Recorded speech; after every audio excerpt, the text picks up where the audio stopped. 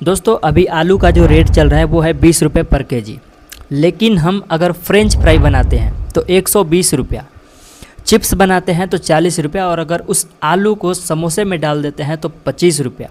वहीं पे अगर हम आलू की टिक्की बना देते हैं तो वो हो जाता है 50 रुपये पर प्लेट। अभी जितने भी चीज़ें हमने बताया है वो सारे पर प्लेट, यानी एक प्लेट का 120, 25, 50 और 40 रुपये है। आलू 20 रुपये किलो ही है, वही आलू है, ध्यान दीजिएगा, आलू वही है, बट बेचने का तरीका, इसलिए कहते हैं ना कि चीज़ वही है बट बेचने का तरीका बदल गया, तो उसका कमाई कितना गुना बढ़ गया, 5 से 6 गुना ज़्यादा बढ़ गया। इसी को बिजनेस में कहते हैं वैल्यू एडिशन स्ट्रैटेजी। बिजनेस में देखिए, आप सामान कच्चा मटेरियल कितने के ले रहे हैं उससे किसी को मतलब नहीं है, आप उसमें वैल्यू कितना ऐड कर रहे हैं, आप कितना एफर्ट लगा रहे हैं उसमें।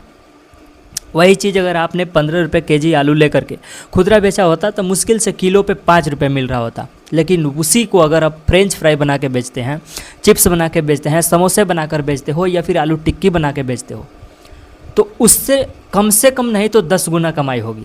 10 गुना, हर चीज़ में तो 10 गुना नहीं होगी, बट जितना आप एफर्ट लगाओगे उतना ही ज़्यादा पैसा होगा। अब एक और एग्जांपल ले लो, अभी दूध का रेट चल रहा है 60 रुपये पर लीटर के हिसाब से, 1 लीटर का 60 रुपये, लेकिन अगर उसी से हम मक्खन, मलाई, घी, छाछ, ये सब चीज़ें, आइसक्रीम, ये सब चीज़ें अगर बना के बेचते हैं तो क्या 60 रुपये केजी, 60 रुपये लीटर ही बिकेगा? नहीं, उसका प्राइस 20 गुना से भी ज़्यादा बढ़ जाएगा। अभी 60 रुपये लीटर है दूध, लेकिन अगर उसको आइसक्रीम बना के बेचते हो तो आप ध्यान दीजिएगा कि आइसक्रीम अभी कम से कम 4 से 5 हज़ार रुपये पर केजी के हिसाब से बिक रहा है, क्योंकि आप 10 रुपये का आइसक्रीम लेते हो, कितना सा मिलता है? इतना सा। अगर 1 केजी लेना हो तो इतना सा हो जाएगा, और 1 किलो में कम से कम नहीं तो 100-200 आइसक्रीम बनेगा। गुना 200 कर लो, कितना पैसा हो गया। इसीलिए कहते हैं कि डिपेंड ये करता है कि आप बिजनेस सब वही होता है, सब छोटा ही बिजनेस होता है।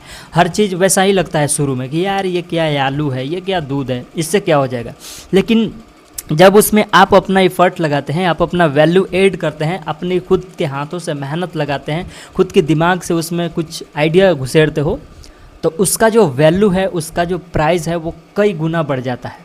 और गुना कितना बढ़ेगा ये डिपेंड करेगा आपके मेहनत पर।